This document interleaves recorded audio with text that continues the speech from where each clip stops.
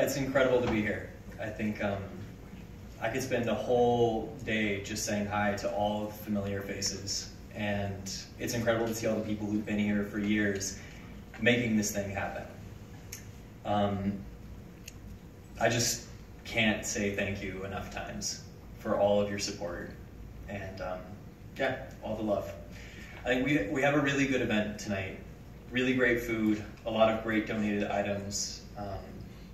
The beer and wine has been great as well. I need to get a little bit more of it after this presentation.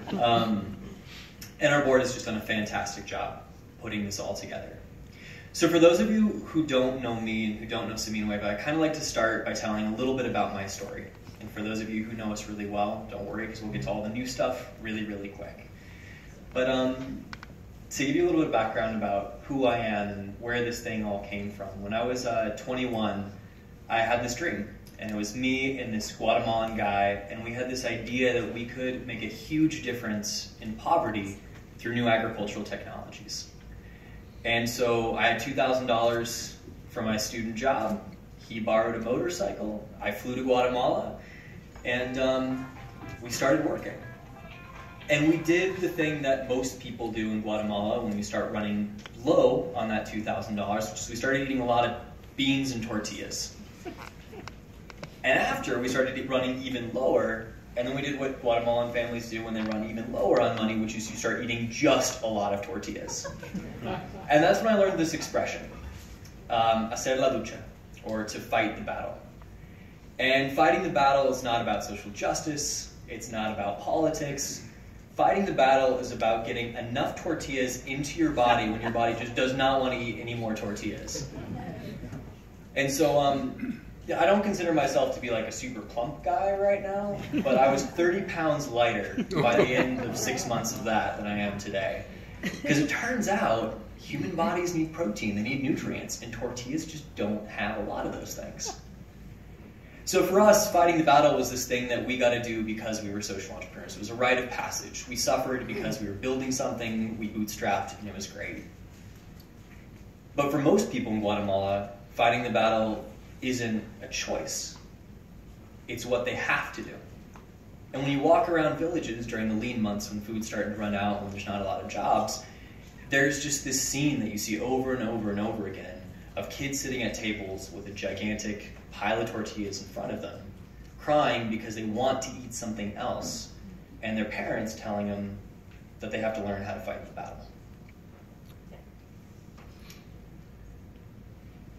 How many of you guys have given to international development projects? How many of you given to charity? How many of you have done something, whether it's clean water? Almost everybody. There is no problem that we need to fix in the international development sphere that isn't stopped, that isn't stuck because of malnutrition. Malnutrition is all of our problem.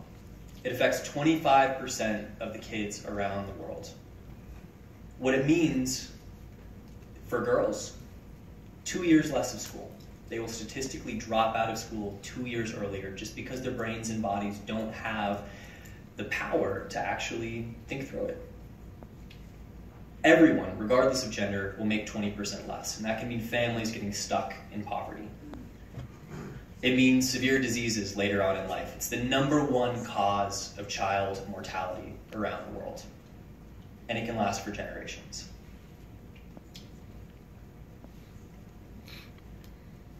One of the things that's really interesting about malnutrition is that if you look at this big chart, which I promise is the only one, and I had way more complicated ones that I took out, but if you look at this thing, you find right here we have all the countries with the highest rate of corn consumption in the world.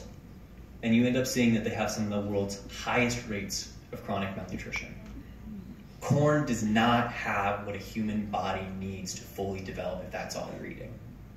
And this is a problem for 900 million people around the world who depend on corn as their daily staple. So why are all these people eating all this corn? Well, it turns out that just like a lot of farmers in Iowa grow a lot of corn because it's the best way to make calories, For small farmers in Tanzania or Kenya or Guatemala, it's the same thing. This is the best way to make the most amount of food with the least amount of effort. And as a result, it's the cheapest thing to buy. You can get 40 tortillas, about that much, for the same price as 1 egg. So when you're running low on money, what are you going to feed your family? And the other thing that makes this even more difficult is regardless of what we tell people, because us as gringos, and maybe there's some non-gringos in the crowd, but I'm just going to speak for everybody, whenever you hear about a problem like this, your number one instinct is, well, we should go and tell those people they need to eat better foods.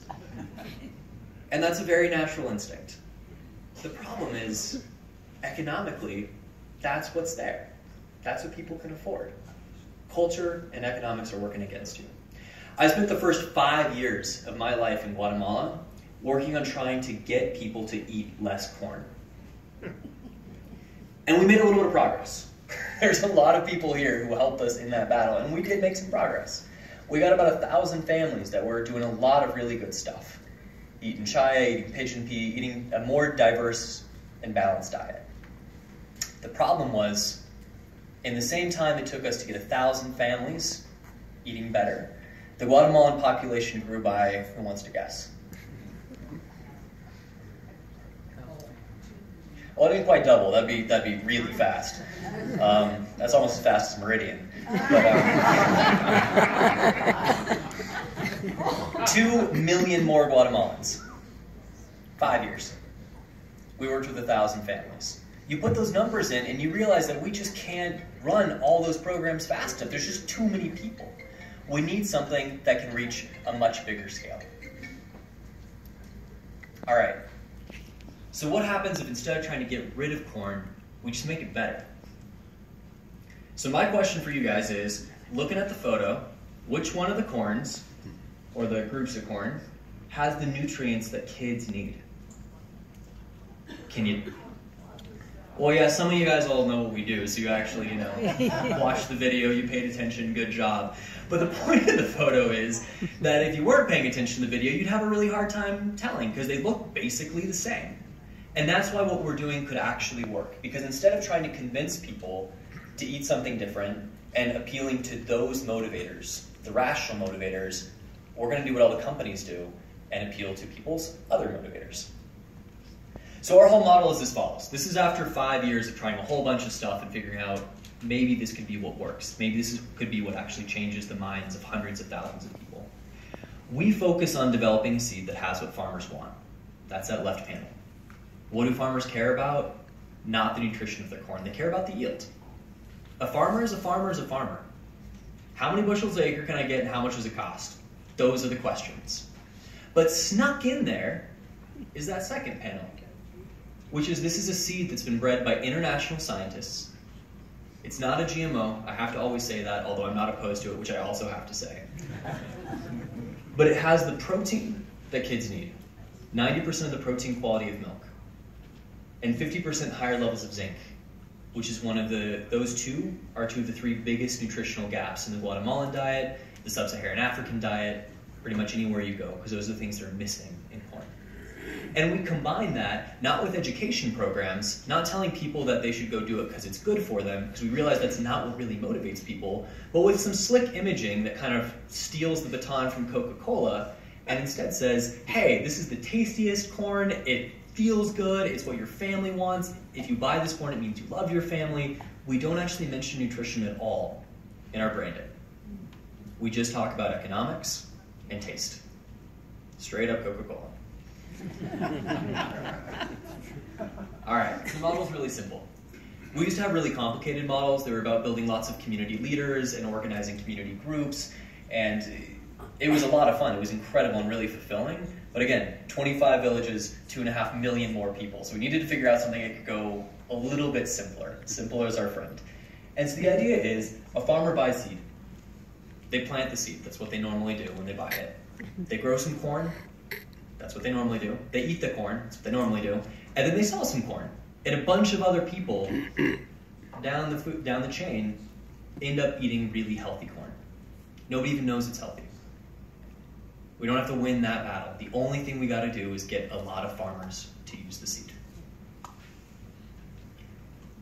So if 3 farmers buy seed, it ends up making 30,000 pounds of corn. You compare that to like the garden projects that we used to do when we first started, or that most gringos do in Guatemala, and it's a completely different scale. That changes the daily diet of 200 people for a year. It's off of 3 bags of seed. And that's enough based on the fact that more than half of those people are kids at critical growing times, or women who are in their childbearing years, that from all the statistics that have been run, we can pull 1 kid guaranteed out of malnutrition. In other words, if we can sell 100,000 bags of seed, which is the size of the market in Guatemala, we can change the daily diets of 7.5 million people. And for somebody like me who's obsessed with metrics and obsessed with how do we get big fast, this is the route. We've been making progress. Last year, we came here just to say we have some seeds and we're starting to get them to people. And people are liking them. And they're replanting them, and it's great. This year, it's about something different. If we're giving stuff away for free, to make that stuff, we have to ask for donations, right? And it can only scale based on the amount of money that we get from people like you, which we love people like you, but after a couple of years, people like you are not going to love people like us. So we got to kind of work on that piece. So what we've been doing is figuring out how we could actually not just have some really good seeds for subsistence farmers, but also have seeds for the commercial ones, the folks that buy seed every single year. We've gone to some really good levels. This year we should change the daily diets of about 60,000 people. Next year it'll be 100 to 150,000. But next year, half of those diets will be changed based on seed that's sold. Seed that's paying for itself. Seed that's paying for those staff members who are doing their job, and thus allowing us to continue to scale. And hopefully, at some point, throw this event as a thank you rather than open your checkbook at the end of the night. We're right in the middle of that. This right here is the very first bag of that commercial seed. This is a seed that was designed to fight Monsanto in the marketplace. No offense to any Monsanto people out there, you guys sell really good seed. It's designed to compete. High yield, low price, it's an economics equation. But snuck in there is all of our nutrition. And this, on last Sunday, you guys are the first people in the United States to see this photo, was the very, very first sale that we made.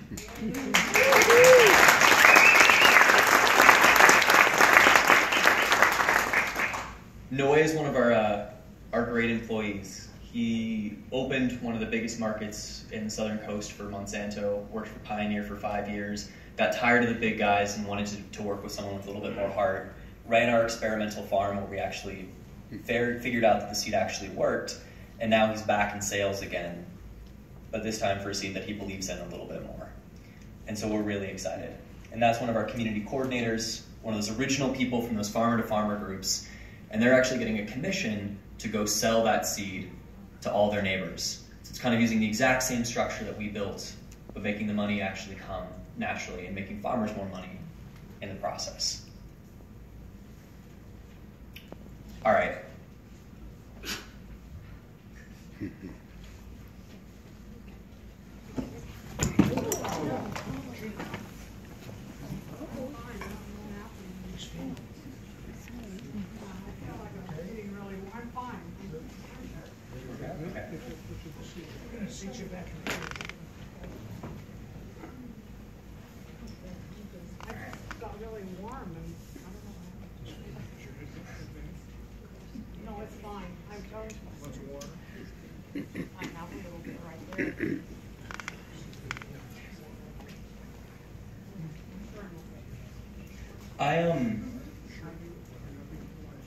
I think all of us get really wrapped up sometimes in what we're doing.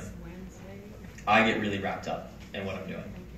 I'm thinking about a bigger organization. I'm thinking about the staff members. I'm thinking about the funders. I'm thinking about the stats.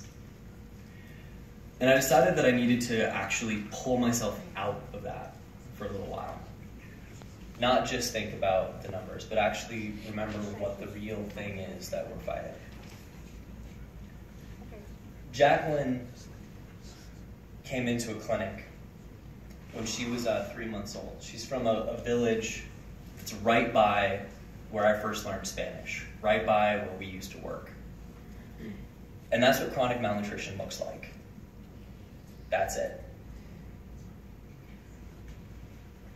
She got pulled into a clinic, and that's her 2 months later. It's this incredible transformation process where they take a person who's on the edge of not making it, and they bring them back.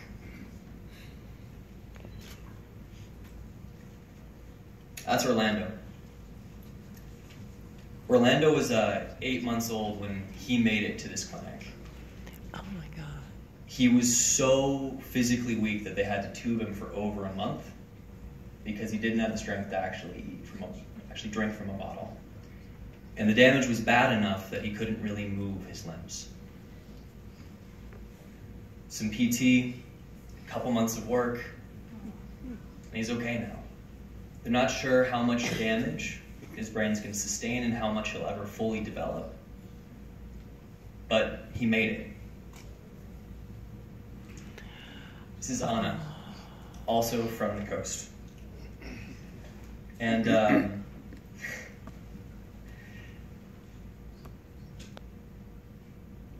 2 weeks old is when that photo was taken. One of the biggest problems with chronic malnutrition is it affects the mothers as well. And so sometimes the babies come out so weak that without a lot of assistance, they also aren't going to pull through. And that's it.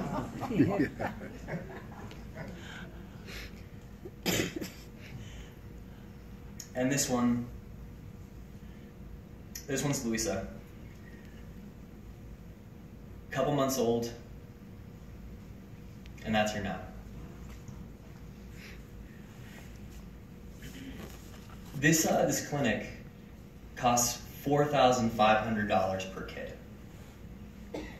They have 60 beds. They only have enough money right now for 12 kids to be in there. Which means that for every kid who makes it there, there's hundreds that get turned away. To put this into perspective, there's 200,000 babies with malnutrition in Guatemala every single year. There's just not enough money, and there's too many kids for this model to work. And this is it. This isn't the UN stats. This is the stuff that we live on a daily basis. This is what's going on this planet that we share. And I know this stuff is really hard to see, but for me, I had to actually go see it again. I had to actually go be there and work there for a couple days and hold those kids in my arms and help play with them and help feed them and help change them, because when you actually have this human being in your arms, you realize that could be your brother, that could be your daughter, that could be your grandkid. And when you have that realization, you realize you would do anything to help that kid. I think that we live right now in the most incredible time in all of human history. Because we live in a time when we actually have the space to change that. That's been our reality because it's had to be a reality. But now with new technologies, with a little bit more peace in the world, with good people, with a culture of philanthropy, those can all be problems of the past. We have a dream here at Semilla Nueva that of the 900 million people who depend on corn for their daily sustenance, none of those people are going to have to go through that. We can fix the problem at its root. It's going to take years. It's going to take a lot of work and growing more than we've ever thought possible. But for the first time in my life, I've kind of cleared the schedule. There's nothing else I want to do. There's nothing else I want to fight for. There's nothing else I want to work on. This is it. And we have a lot of really incredible people who believe the same thing. We're supported by some incredible people who believe the same thing. We can fix this, but we can't do it alone. We need your help. These events are an opportunity for a lot of people to come together and do something different, make a change. And so I want you to all grab your paddles.